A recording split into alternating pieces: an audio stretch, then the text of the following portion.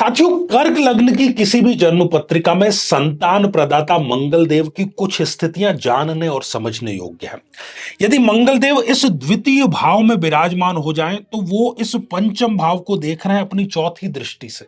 इस स्थिति में इनको शादी के पहले ही साल में संतान संबंधी खुशखबरी अवश्य मिल जाती है। यदि स्वयं अपने ही घर में मंगल देव विराजमान हो, तब भी पहले ही वर्ष में इनके घर में किलकारी अवश्य गूंज जाती है। यदि इस 10वें भाव में मंगल देव विराजमान हो, स्वयं अपने ही घर में है और यहां से भी वो 8वीं दृष्टि से देख रहे हैं इस भाव को, और यदि एकादश भाव में विराजमान हो जाएं, तब भी वो इस पंचम भाव को पूर्ण सप्तम दृष्टि से देख रहे हैं। इन चारों ही स्थितियों में इस जातक को खुशगवार कर देने वाली और भाग्योदय कर देने वाली संतान पहले ही वर्ष में अवश्य मिल जाती है।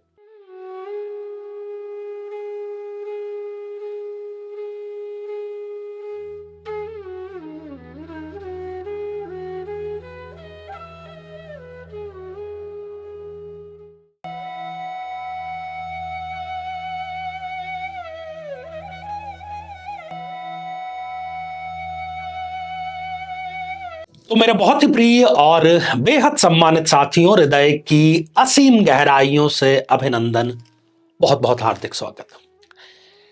साथियों, विवाह के कुछ समय पश्चात ही थोड़ा सा ये वैरी हो सकता है, लेकिन कुछ समय पश्चात ही हम 1 या 2 साल लेकर के चलते हैं, उस दंपत्ति को, उस कपल को, चाहे अपने मित्र हो, रिश्तेदार हो, पड़ोसी हो, मिलने वाले हो, परिजन हो, परेशान करने लगते हैं ये प्रश्न पूछ करके कि आखिर खुशखबरी कब सुना रहे हैं। तो ऐसी ही खुशखबरी को लेकर के जब हम शोध कर रहे थे, तब एक सिद्धांत सामने आया और उसी सिद्धांत पर आधारित ये श्रृंखला हमारी जारी है। और आज हम चर्चा कर रहे हैं कर्क लग्न की, क्योंकि आप देख पा रहे हैं कि इस लग्न में ही 4 नंबर लिखे हैं, तो ये कर्क लग्न की जन्म पत्रिका हो गई है।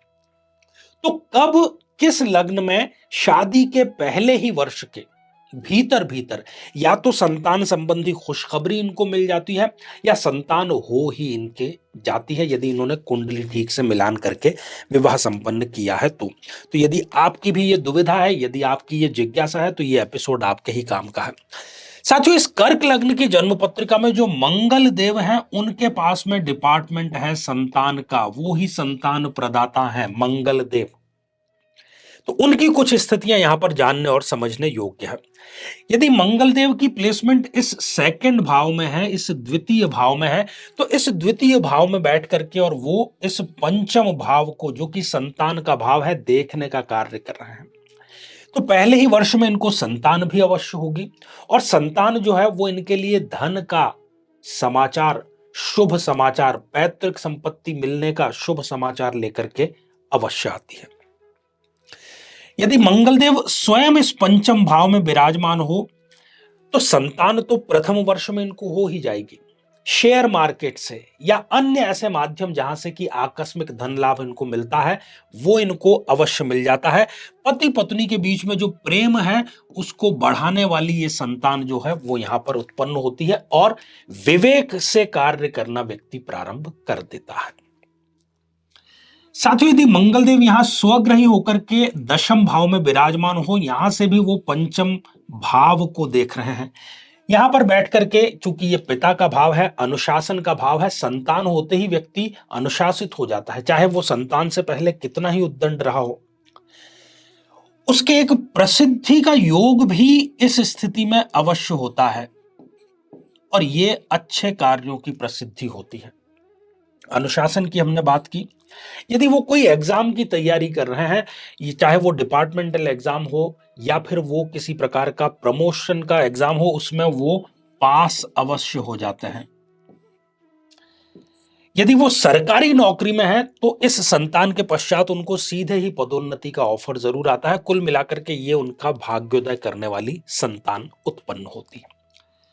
साथियों, यदि मंगलदेव यहां विराजमान हो इस भाव में, तो यहां से भी वो इस पंचम भाव को देखने का कार्य कर रहे हैं। ऐसी स्थितियों में भी जो संतान है वो पहले ही वर्ष में हो जाएगी, और व्यक्ति कोई स्पेशलिस्ट की डिग्री अवश्य लेता है, जो भी उसकी पहले एकेडमिक क्वालिफिकेशन है उसमें कुछ एड ऑन करते हुए। उसकी स्वीकार्यता समाज में अधिक बढ़ती है, मिलनसार अधिक होता है, पब्लिक रिलेशन उसके बढ़ जाते हैं संतान के बाद में। उसकी जो आय है वो कई गुना मल्टीपल हो जाती है इस संतान के पश्चात। ये गुणा का चिन्ह हमने बनाया है। लाभ में उसकी वृद्धि होती है और कोई बहुत बड़ी इच्छा, वो कुछ भी भौतिक इच्छा की यहां पर बात कर रहे हैं, तो वो इच्छा पूर्ति भी उसकी अवश्य ही हो जाती है संतान के पश्चात।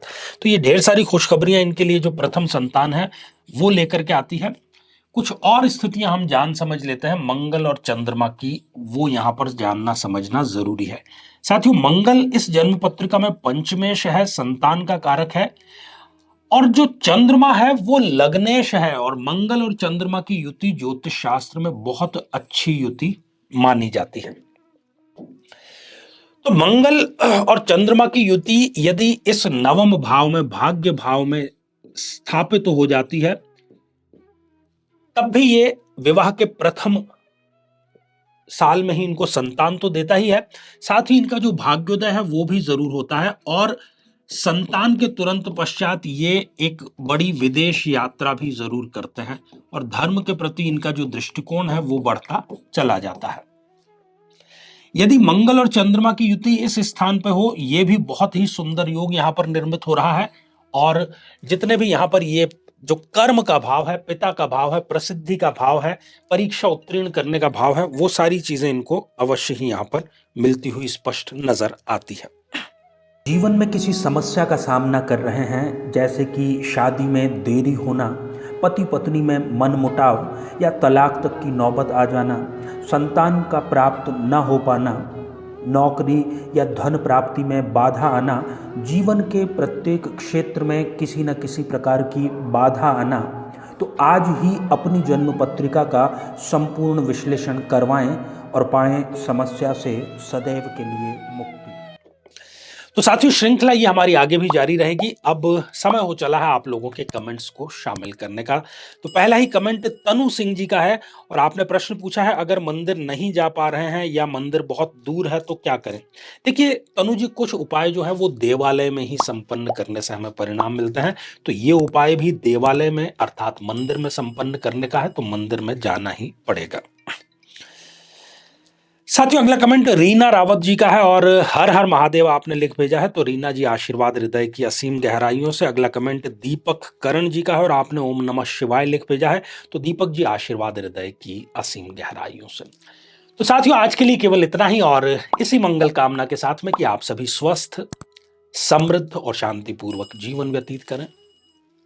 नमस्कार।